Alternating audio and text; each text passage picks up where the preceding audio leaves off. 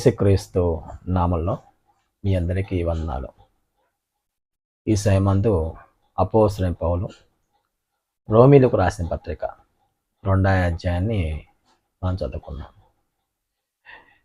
ఈ 2వ అధ్యాయము మనం చదువుతున్నప్పుడు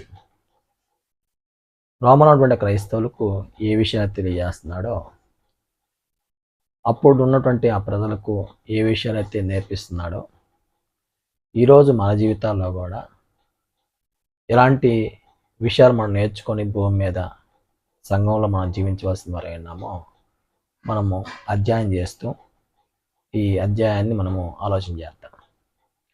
చూడండి, ఈ అధ్యాయంలో పౌలు ప్రత్యేకంగా దేవుని యొక్క తీర్పు ఎలా ఉండబోతుందో తెలియజేశాడు.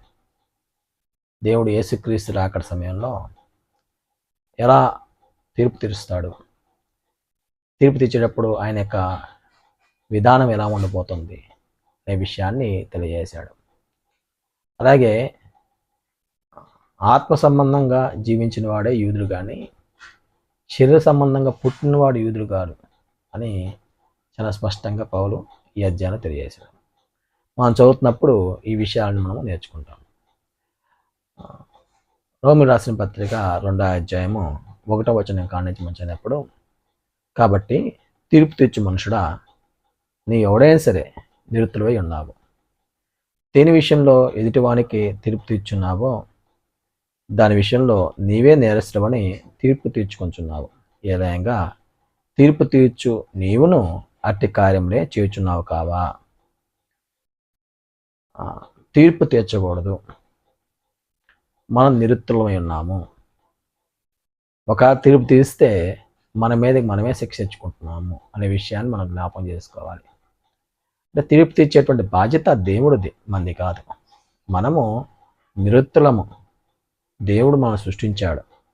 మనం యేసు ప్రభు లాంటి స్వభావంతో బ్రతకాలని సృష్టించాడు.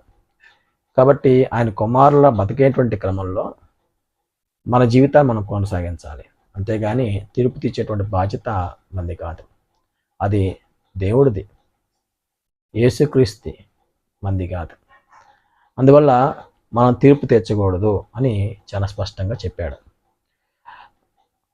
2వ వచనాన్ని మనం చదివినప్పుడు, అట్టి కార్యములు చేయు వారి మీద దేవుని తీర్పు సత్యం అనుసరించిందే అని ఎరుగుతాము.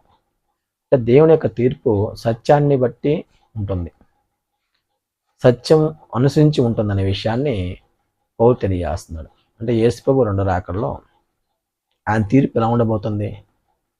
సత్యాన్ని అనుసరించి ఉండబోతుంది. దేవుడు లోకంలో ఉన్నటువంటి మానవులందరినీ ఒకేలా చూస్తాడు. అంటే ఈ పక్షపాతం వైఖరి కానీ మన అనేటువంటి తేడా కానీ ఇలాంటి ఆలోచనలు ఉండవు దేవుడిది.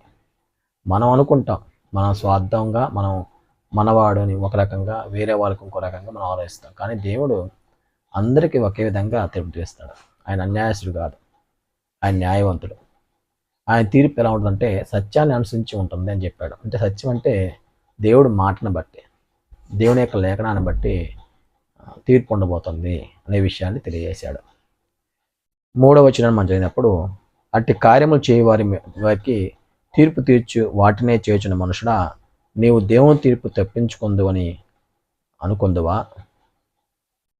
దేవుని తీర్పు ఎవరు తప్పించుకుంటారు అంటే, ఇక్కడ సమస్య ఏంటంటే తీర్పు తీర్చేస్తే మనకేం కాదు అనేటువంటి ఆలోచన, అలాంటి భావన మనకుంటే అది తప్పు. ఎదుటివానికి నువ్వు తీర్పు తీరుస్తున్నావంటే నీవు తీర్పు తీర్చుకుంటున్నావు అని అర్థం. అందువల్ల దేవుడు తీర్పు తీర్చే సమయంలో నువ్వు తీర్పు తీర్చిన విధానం బట్టియే నీ మీదకి ఆ తీర్పు రాబోతుంది అనే విషయాన్ని పౌలు తెలియజేస్తున్నాడు. దేవుడు తీర్పు తప్పించుకుందామని నువ్వు అనుకుంటున్నావా? దేవుడి తీర్పు ఎవరు తప్పించుకోలేరు. అందుకే ఏమంటున్నాడంటే, అట్టి కార్యములు చేయి వారికి తీర్పు తీర్చు వాటినే చేయుచున్న మనుషుడా. నువ్వు తీర్పు తీరుస్తున్నావు, ఓకే, కానీ అప్పుడు ఏం చేస్తున్నావు? తీర్పు తీరుస్తూ వాటినే నువ్వు చేస్తున్నావు. అలాంటి చెడ్డ కార్యాలు నువ్వు ఉంటున్నావు.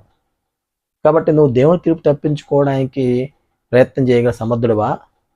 నీకు ఆ ధైర్యం ఉందా అని పౌలు ప్రశ్నిస్తున్నాడు.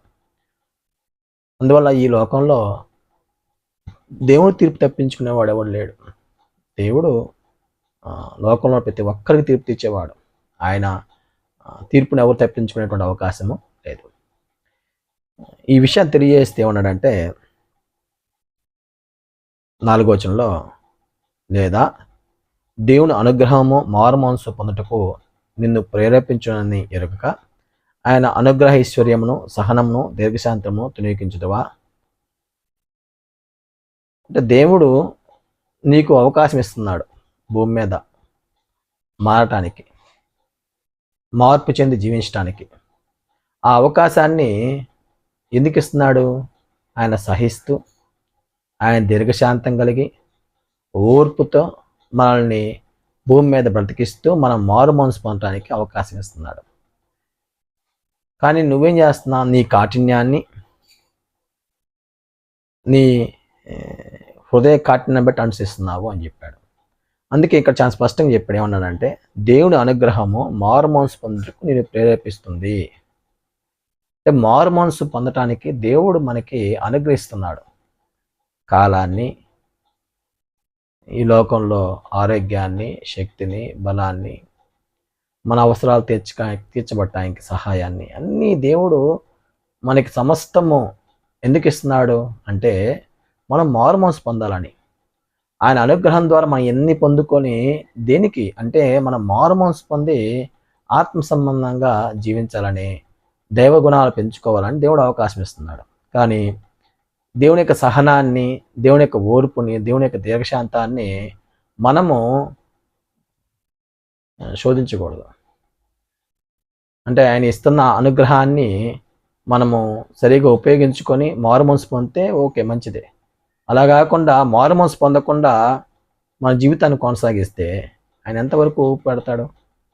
అందువల్ల చాలా స్పష్టంగా ఏం చెబుతున్నా అంటే, దేవుని అనుగ్రహము మారు మనసు పొందటం నేను ప్రేరేపిస్తుంది అని ఎరుగక ఆయన అనుగ్రహ ఐశ్వర్యమును సహనమును దీర్ఘశాంతమును నువ్వు తునీకరిస్తున్నావు.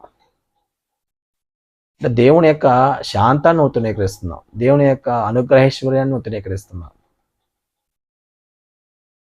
అందువల్ల ప్రతి వ్యక్తికి ఈ లోకంలో దేవుడు అనుగ్రహిస్తున్నాడు మారు మనసు పొందటానికి, మారు మనసు పొంది జీవించడానికి.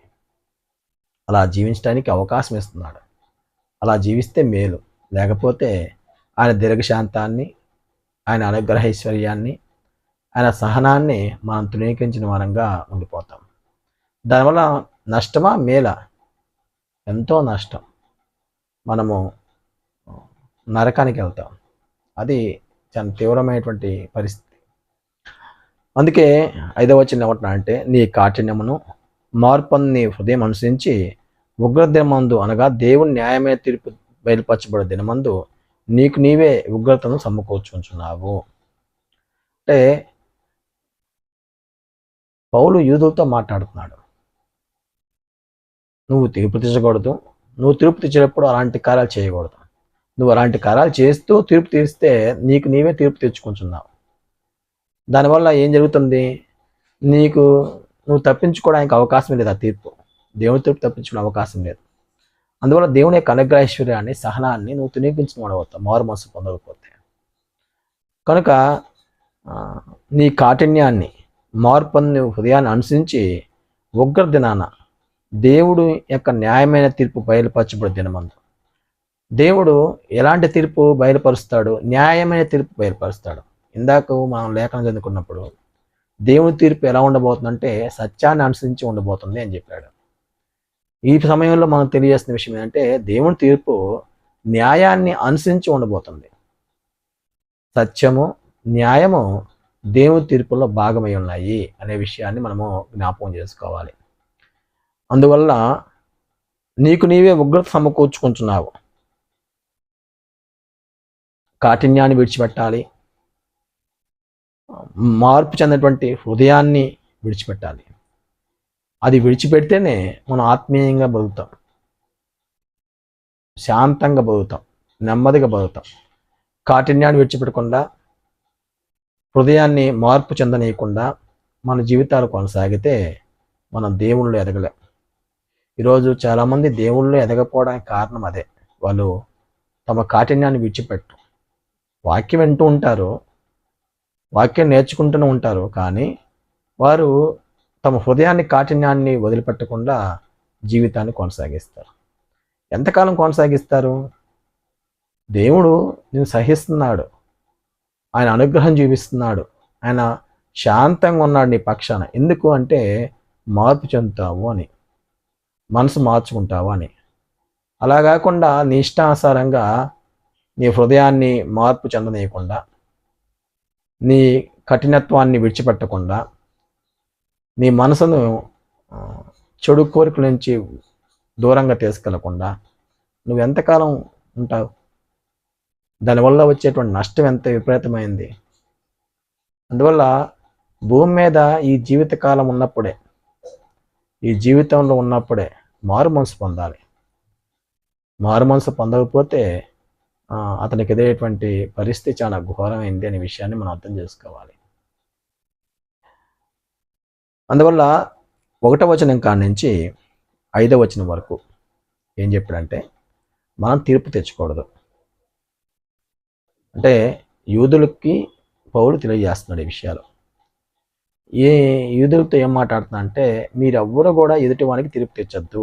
తీర్పు తెచ్చే బాధ్యత దేవుడిది. దేవుడు సత్యాన్ని బట్టి తీర్పు తీస్తాడు, దేవుడు న్యాయాన్ని బట్టి తీరుస్తాడు. అయితే మీరు ఎదుటి వారికి తీర్పు తీరుస్తూ మీరే అలాంటి క్రియలు చేస్తే మీరే శిక్ష తెచ్చుకుంటున్నారు, మీ మీద మీరే తీర్పు తెచ్చుకుంటున్నారు. అందువల్ల మీరు మారు మనసు పొందండి, మీ కాఠిన్యాన్ని విడిచిపెట్టండి, మీ హృదయాన్ని మార్చుకోండి, మనసుని మార్చుకోండి, దేవుని వైపు తిరగండి. అప్పుడు దేవుడు క్షమిస్తాడు, దేవుడు మిమ్మల్ని చేర్చుకుంటాడు. ఒకవేళ కానీ మీరు మీ కాఠిన్యాన్ని విడిచిపెట్టుకోకుండా, మీ హృదయాన్ని దేవుని వైపు తిప్పకుండా, మీ మనసులో దేవునికి స్థానం ఇవ్వకుండా ఉంటే, దేవుని యొక్క ఐశ్వర్యాన్ని అనగా అనుగ్రహైశ్వర్యాన్ని, సహనాన్ని, దీర్ఘశాంతాన్ని తృణీకరించిన వారం ఉండిపోతాం. దానివల్ల వచ్చే నష్టం ఏంటి? ఆయన ఉగ్రత చూపిస్తాడు. ఆ ఉగ్రత దినమందు మనం తట్టుకోలేం. అందువల్ల మారు మనసు పొందండి అని చెప్పాడు. 6వ వచనం కాడి నుంచి మనం చదివినప్పుడు, ఆయన ప్రతి వానికి వాని క్రియలు చొప్పున ప్రతిఫలం ఇస్తాడు. అంటే దేవుడు ప్రతి ఒక్కరికి వాళ్ళ క్రియలను బట్టి ప్రతిఫలం ఇస్తాడు అని చెప్తున్నాడు. ఈ లోకంలో జీవించేటువంటి ప్రతి ఒక్కరు కూడా దేవుని యొక్క న్యాయపీఠం ముందు, క్రీస్తు న్యాయపీఠం ముందు ప్రత్యక్షం కావాల్సిందే. ఆ న్యాయపీఠం ముందు ప్రత్యక్షమైనప్పుడు దేవుడు తీర్పులు ఎలా ఉంటుంది? 1, సత్యాన్ని అనుసరించి ఉండబోతుంది. 2, న్యాయాన్ని అనుసరించి ఉండబోతుంది. 3, క్రియలను అనుసరించి ఉండబోతుంది. అందువల్ల దేవుడు వారు చేసిన మంచి పనులను బట్టి, చెడు పనులను బట్టి దేవుడు తీర్పు తెచ్చిపోతున్నాడు అనే విషయాన్ని ఇక్కడ లేఖనము తెలియజేస్తుంది. అందుకే ఆయన ప్రతి వానికి వాని క్రియలు చొప్పున ప్రతిఫలమిస్తాడు అని చెప్పాడన్నమాట. ఇక్కడ మనము ఆలోచన చేస్తే ఈ 1వ వచనం కాడి నుంచి 6వ వచనం వరకు ఈ విషయాలు తెలియజేశాడు. అంటే దేవుని యొక్క తీర్పు ఎలా ఉండబోతుంది, దేవుని తీర్పులో ఒక వ్యక్తి నుంచున్నప్పుడు ఆయన ఎలా తీర్పు తెచ్చబోతున్నాడు అనే విషయాన్ని తెలియజేశాడు. అయితే మనం ఎదుటి వ్యక్తికి తీర్పు తెచ్చకూడదు, ఎదుటి వ్యక్తి తీర్పు తెచ్చేటువంటి బాధ్యత మంది కాదు అని చాలా స్పష్టంగా తెలియజేశాడు.